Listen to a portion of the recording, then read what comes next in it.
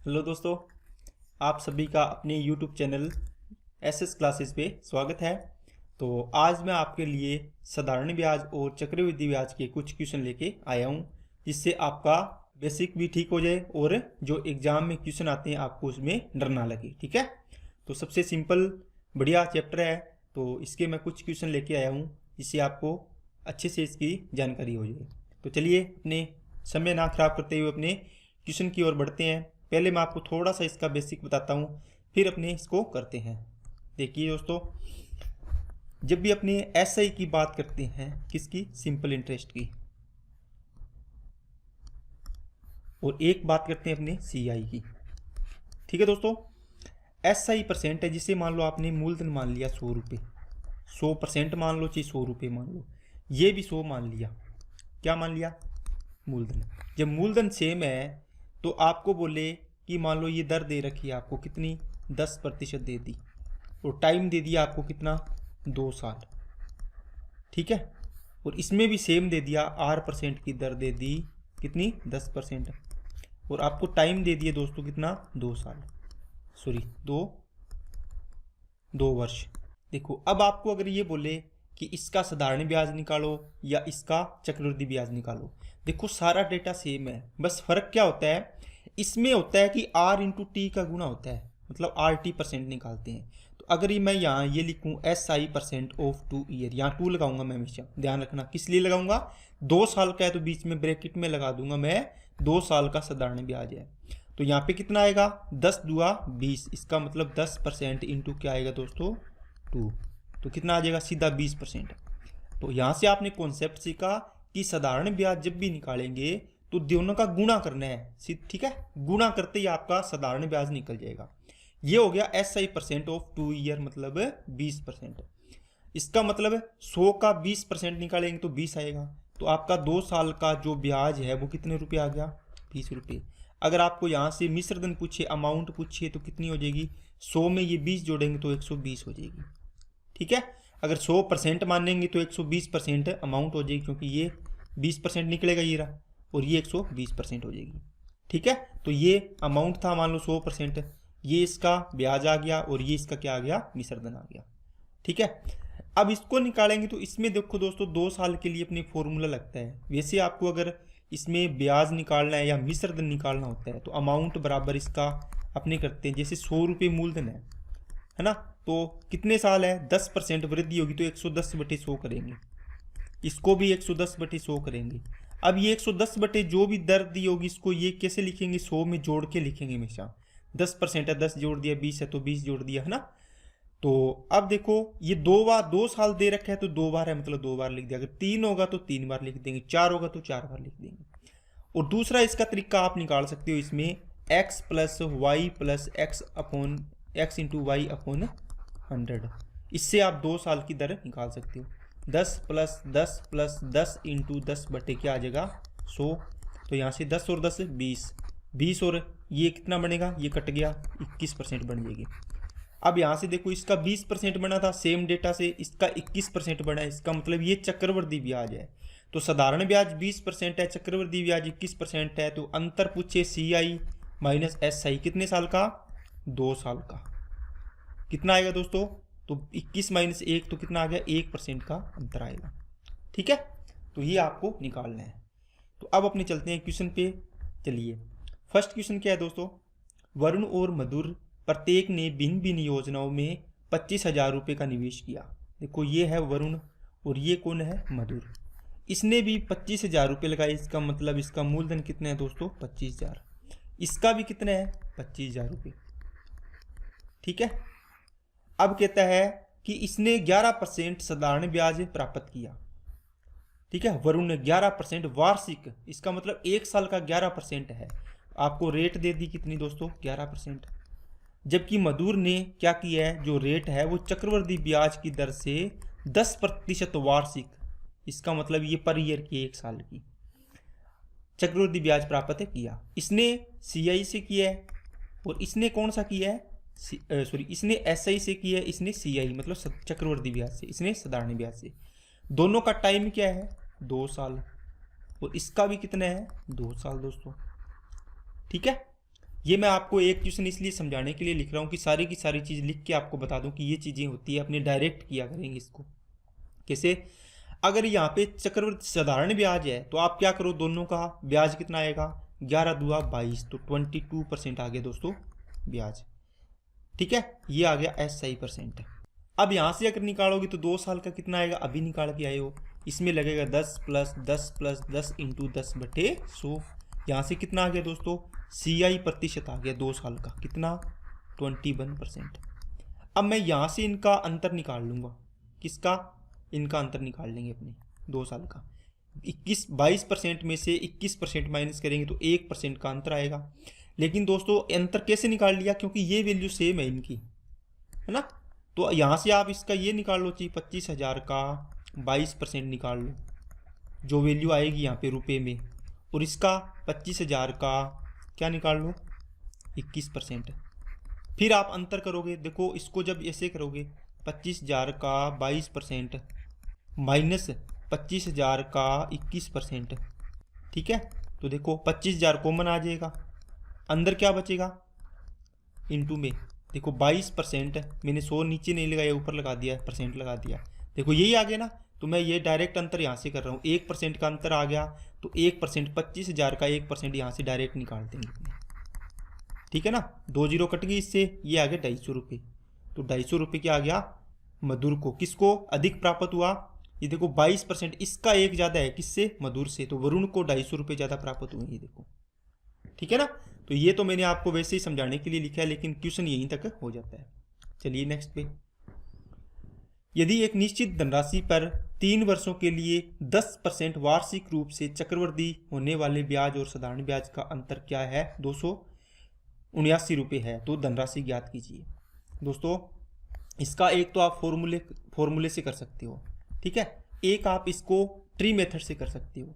जब भी आपको दर दियो, आप दर को देखो 10% दी है, तो इसको फ्रैक्शन में लिखो, कितना, 1/10, ठीक है। जिसको भी ये ट्री मेथड देखना है, एक बार देख लोगे आपको हर एक चीज़ समझ में आ जाएगी।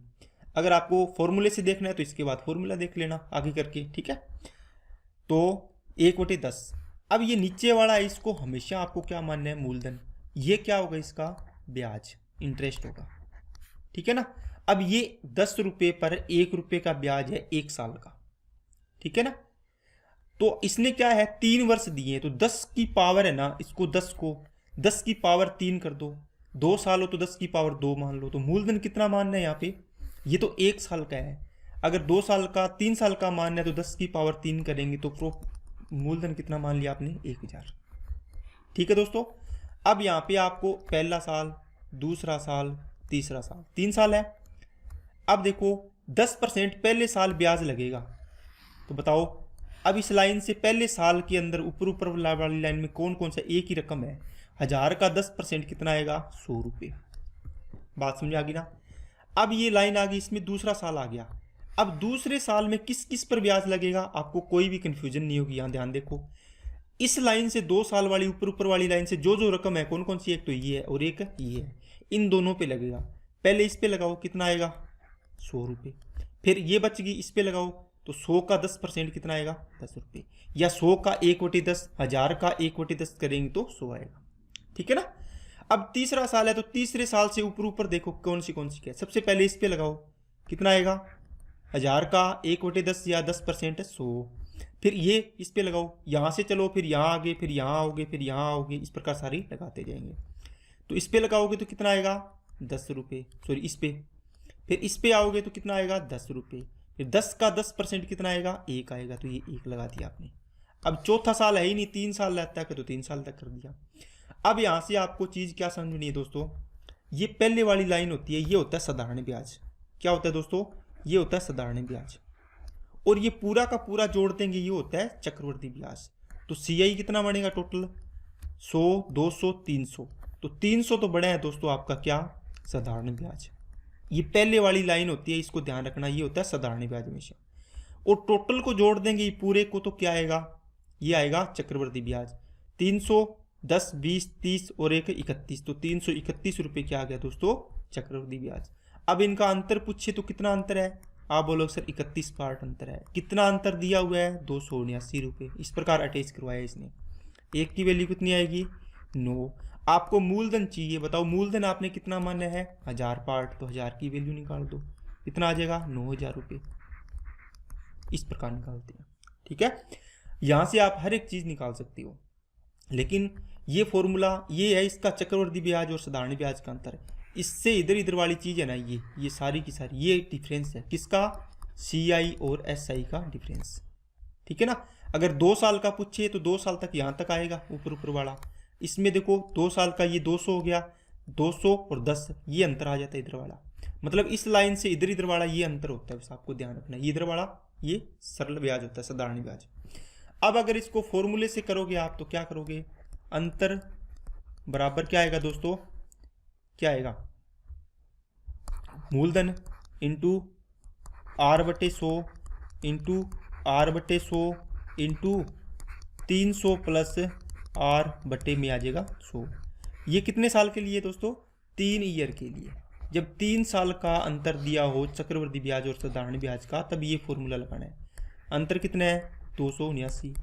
मूलधन ज्ञात करना है, दर कितनी है 10/100, यहाँ भी 10/100, यहाँ कितना आएगा 300 में दर जोड़नी है R, तो 310 हो जाएगा बटे 100। अब इसको काटेंगे तो इसका आंसर आ जाएगा दोस्तों 9000 रुपये, ठीक है ना। अगर फॉर्मूले से करना है तो इससे कर लेना, अगर इससे करना है तो इससे कर लेना। चलिए नेक्स्ट पे, यदि ब्याज की गणना अर्धवार्षिक चक्रवृद्धि रूप से निकटतम की गई हो तो 7200 रुपये की राशि पर 20% वार्षिक दर से 18 महीने का चक्रवृद्धि ब्याज कितना होगा। दोस्तों अगर अर्धवार्षिक दर है, इसका मतलब हो गया अर्धवार्षिक, 1 साल में 6 महीने से आप कर रहे हो तो कितनी किस्त बन गई 2, इसका मतलब टाइम हो गया आपका 2, तो ये क्या हो जाएगी 2 साल में दो बार में बंट जाएगी दर, तो कितनी हो जाएगी 20 है तो आधी हो जाएगी। अर्धवार्षिक होता है तो दर हो जाती है आधी, तो ये होती है 10%, और समय हो जाता है दुगना, और 18 दूना 36 महीने हो गए। अब 36 महीने को अपने साल में बदलेंगे, 12 का भाग दो, 12 3 36, तो 3 साल बन गए, ठीक है ना। अब देखो CI की दर निकालनी है आपको 3 साल के लिए, 10% की दर से 3 साल के लिए निकालते हैं, आपके पास क्या आती है 33.1% आती है, ठीक है ना। आपने पढ़ा होगा पहले 10%, 10%, 10%, ये 3 बाल के लिए लगी, पहले इन दोनों में लगा दो, जो आए यहाँ से कितना आएगा 21%, फिर इससे निकाल दो x + y + xy 100 से, ठीक है। 21 और 10 31 प्लस 21 × 10 बटे में 100, यही करते हो ना, x + y + xy बटे 100, तो ये कितना आ गया 0, तो ये 2.1 तो 33.1 हो जाएगा। इस प्रकार ये निकालते हैं। तो आपको पूछा है 7200 रुपये की राशि का, तो 7200 का 33.1% निकालना है, 33.1 बटे 100, ये 0 लग जाएगी, ये पॉइंट हटाओगे तो। अब 0 से 0 कट गया, तो 72 तिया 216, 72 तिया 216, 72 एकम 72, 2 13 7 और 1 8, ये हो गया 3 और ये हो गया, और नीचे कितना है 1 0 है, तो यहाँ पे पॉइंट लगा दो, 2383 पॉइंट समथिंग आएगा। आपको लगभग में पूछा था, लगभग में आंसर हो गया ये, ठीक है दोस्तों। चलिए नेक्स्ट पे, यदि ब्याज की गणना, ये नेक्स्ट क्वेश्चन सेम आ गया क्या, चलिए साधारण ब्याज की दर पर एक राशि 2 वर्ष के लिए 9000, अच्छा ये ऐसा क्वेश्चन है दोस्तों, इसका बेसिक होता है कि कोई धन है P, इस पर 2 साल का, मैं यहाँ पे 2 लगा रहा हूँ, मतलब 2 साल का साधारण ब्याज जोड़ने से ये मिश्र धन बन गया, ये इतना है। अब ये कहता है इसी धनराशि पर अगर 5 साल का साधारण ब्याज जोड़ दें तो इसका मिश्र धन 12,800 रुपये हो जाता है। अगर इसको बेसिक से करते हैं तो यहाँ से इसको माइनस करते हैं, ये कट जाता है, यहाँ से 3 साल का बचता है, 3 साल का साधारण ब्याज कितना आएगा 0 8 9 8 बच गया, फिर आ गया 2, 3 साल का। अब यहाँ से इन दोनों में से 3 साल का निकाल लो या 5 साल, 2 साल का निकाल लो या 5 साल का, क्यों ये इक्वेशन यूज कर लो या ये कर लो, समझ में आ गई ना। 2 साल का निकालोगे, 2 साल का यहाँ रखोगे, ये इधर जाके इसमें से माइनस होगा तो ये आपका मूलधन आ जाएगा, है ना। 5 साल का निकालोगे तो इस इक्वेशन में रखना पड़ेगा, यहाँ पे रखोगे तो ये इधर जाके माइनस हो जाएगा, तो मूलधन आ जाएगा। आंसर सेम आना है, लेकिन आप कोई भी यूज कर लो। जैसे मान लो मैंने SI 2 साल का यूज किया तो कितना आएगा 2880 बटे 3 इंटू में 2, क्योंकि ये 3 साल का है ना, अरे 3x बराबर में 2880, इस प्रकार है, इसको 3 SI लिख लो, चाहिए SI इसकी गुणा में लिख दो, वैसे लिख दो। 3 से 9, 3 दूआ 6, ये आ गया 4, 2 नी में 18, सॉरी 3 नी में 27, 3 छिके 18 और 2 छिके 12 और 2 नी में 18 और 1 19, तो 1920 आ गया। यहाँ पर रखो 1920, तो इधर जाके माइनस होगा, तो इसमें से माइनस करो 1920, तो P की वैल्यू कितनी आ जाएगी 0 0 और ये 0 और ये 8, तो कितना आ गया 8000।